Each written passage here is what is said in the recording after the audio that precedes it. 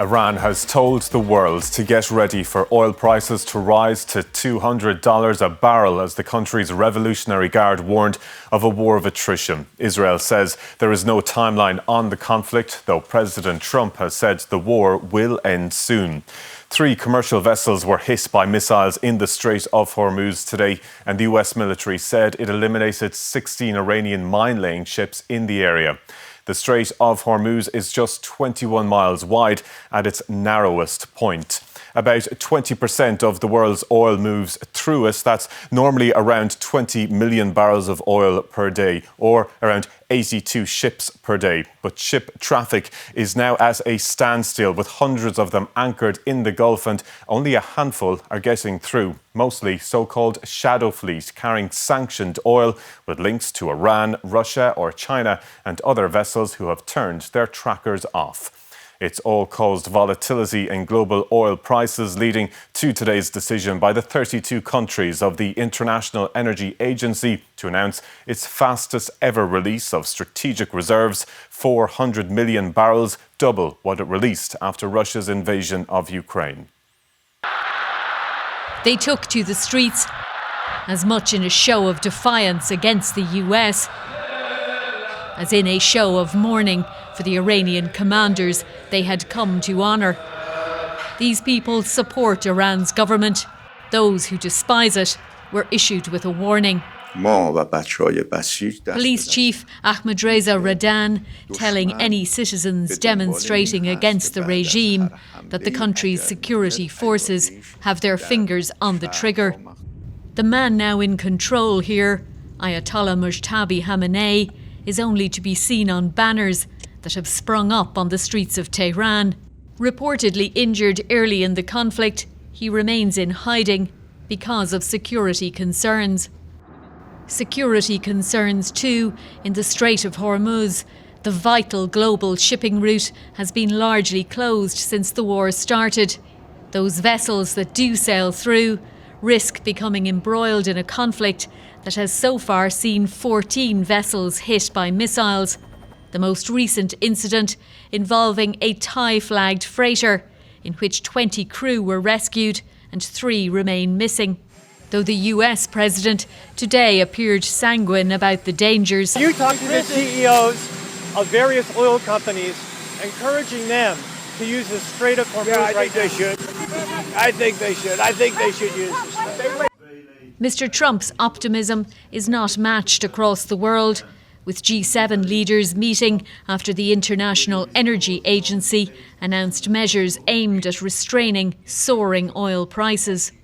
I can now announce that IEA countries have unanimously decided to launch the largest ever release of emergency oil stocks in our agency's history.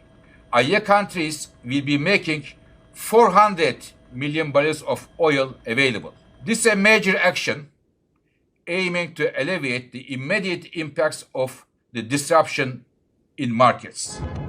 As Iran ramps up its rhetoric, so too does the US and Israel, with Israeli officials warning there is no timeline on this conflict, even as the US president says it will be over soon.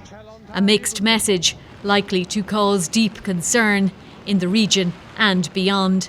Fiona Mitchell, RTE News. Well, let's get more on all of this now from our Washington correspondent Jackie Fox and our Consumer Affairs correspondent Angus Cox, who's here in studio. Jackie, to you first. Has the Trump administration miscalculated what the effect would be of its war in Iran on the energy markets?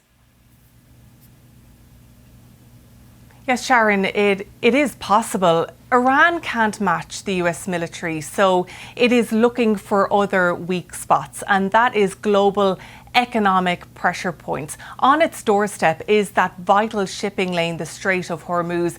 And what we're seeing is Iranian threats to target ships there playing out, despite those warnings from US President Donald Trump. Iran has also effectively released this hit list, and it includes American tech companies operating in the region like Google, Amazon, Microsoft, now saying that they are legitimate targets in this war. For years, they've had to worry about cyber attacks. Now it's drone attacks. And already some Amazon data centres have been targeted in Bahrain and the UAE. So disrupting oil supply and targeting tech infrastructure is going to cause global economic pain.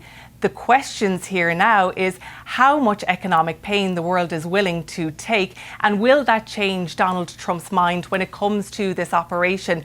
He spoke to Axios this morning and he said that there is nothing left to target in Iran and that the war will be over soon. However, by lunchtime, you had the US military urging civilians in Iran to avoid ports where the Iranian Navy was operating.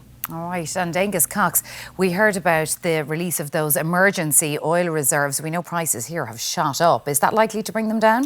It's not really that likely, Sharon. Analysts say this is a drop in the ocean. It won't have any material effect. 400 million barrels, that's just around 4 days of global supply, and it doesn't fit the fact the Strait of Hormuz, that's effectively shut. And off the back of the announcement, actually oil prices went up by 4%, which shows the markets don't think this will move the dial. And that 400 million barrels, as we've been hearing, the biggest ever released by the International Energy Agency, over double what was released 4 years ago in response to the Ukraine war. If that's not making a difference, it tells us how serious this supply disruption is. Separately today, we had the European Commission's latest oil bulletin. It showed home heating oil prices in Ireland jumped by more than 27% in the week to the 2nd of April. That compares with an average EU rise of 3.3%, so we're 8 times the rate here. And that means 500 litres of home heating oil is costing nearly €900 now. That's around €400 more than before this war started. But it's worth noting those EU figures, they're based on retail prices, so they would include government taxes, which are relatively high here. Also in Ireland, we use kerosene for home heating oil. Other countries across the EU use a cheaper diesel-like product. And of course, kerosene prices, they've risen more sharply than diesel in recent times. But Sharon, there's no getting away from the fact that Irish consumers are facing more severe price hikes when it comes to home energy than elsewhere. All right, Consumer Affairs correspondent Angus Cox and our Washington correspondent Jackie Fox. Thank you both.